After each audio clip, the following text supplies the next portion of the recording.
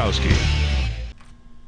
Here's a quick tip on something you can do with brushes. So if you take a look at our image here, we've got this photo with a border around it on its own layer. I'm going to take the eraser tool, okay? And this works for any image with any tool with a brush, okay? Could be the brush tool, could be anything with a brush. We'll go to Window, go down to Brushes. Under Brush Tip Shape, notice the spacing setting. Usually it's set way down here. All right, so it looks like a brush stroke. Well, if I increase it, see how it spreads the brushes? It spreads the actual brush itself. It spreads it out. It spaces them further apart from each other.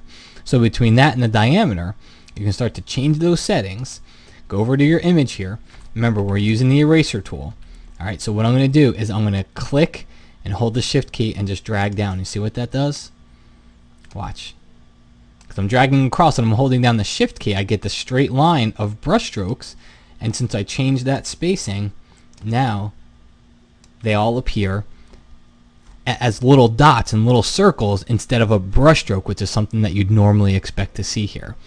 Alright, so kind of a neat way to create a lot of different effects is to change the spacing inside of your brushes. There's a ton of brushes in Photoshop, and when you start experimenting with that spacing, you can do effects like this. You can do really incredible border effects because you can start to randomize the way your brush looks.